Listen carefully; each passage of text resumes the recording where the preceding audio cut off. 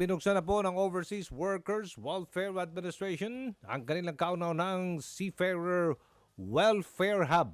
Yun, Seafarer Welfare Hub. Makakausap natin ngayon si OWA Administrator Arnel Ignacio. Administrator Ignacio, magandang umaga. This is Aljo Bendio, sir. Magandang umaga sa inyo. Opo. Napaka-exciting nung pagbubukas itong Seafarers Hub. Ang dami-daming tao at sari-saring emosyon ang nakita natin ng kaligayahan. Opo. Ano po itong Seafarer Welfare Hub, Administrator Ignacio? Ito kasi, sir, nagsimula ito sa maikling usapan namin with some of the organizations ng mga seafarers. Aha.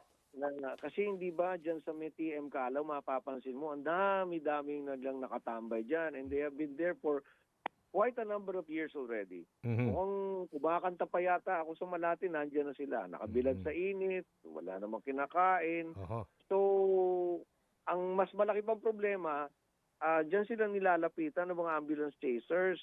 Okay. Kung ano-anong deal ng i-offer sa kanila, meron pa advance ng pera, papipirmahin na kung ano-anong papeles. Ang ending, lalo silang napapahamak. So we came up with this idea na ang unang hakbang, palagi ko kako maganda, ilagyan natin sila ng lugar kung saan sila pwedeng mag-gather at mas madali natin silang makakausap doon. Yung isang usapan, nagkaroon ng magandang suporta, ayan, nabuo na natin. So, lalagyan natin dyan ng ang IBP, ang Integrated Bar of the Philippines, na andun kahapon at magbibigay ng 10 lawyers na magsasalinsinan dyan. And then, inaaral din namin para naman din merong mga basic check-up. Kahit yung kanyang blood pressure, yung ECG niya, mailagay natin dyan. And ang Congress will also have an office there, yung office ng ating chairman for Migrant Affairs, si Congressman June Asidre, si OFW Party List, and of course, the MW. So lahat yan, kung ano yung pwedeng mapag-usapan at ma-solve the problema in relation to our seafarers, nandyan na. 24 hours bang bukas yan? May pagkain ba? Oo, may pagkain. Pero ano lang hindi naman kami magpapakain ng parang Vikings Oo.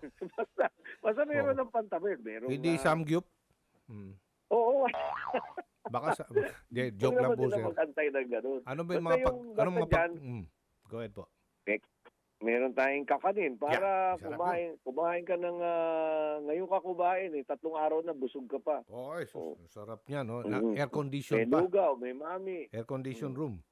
Air condition. Oo. Air condition tayo dyan, siyempre. At saka yung the general atmosphere Instagrammable yan. Para naman yung matutuwa naman yung ating mga OFW pagka dyan sila tumabay. Sana nakita mo yung kanila mga expression ng muka at saka yung hindi nila mapagilan na emosyon na magsabi lang na salamat. Ang tagal na raw nila seafarer, kailan daw sila nakatikim ng ganito. 24 hours bukas yan, admin? Yes, oo. Ngayon lang, ito lang ang hinihiling namin sana naman kasi ito ay dinesign natin para sa seafarers o sa OFWs. Huwag naman sila dyan magsama na isang katutak na barkada. Hindi yun para sa ganun, Naku, malamang sa alamang. Baka gagawin yan, sir. Paano natin machi-check yan na hindi abusuhin naman? Well, we just have to be very strict about it. Nililista kasi lahat ng pangalan na pumapasok. Okay. Ito kasi talaga ang pakay nito, yung mga nabanggit ko.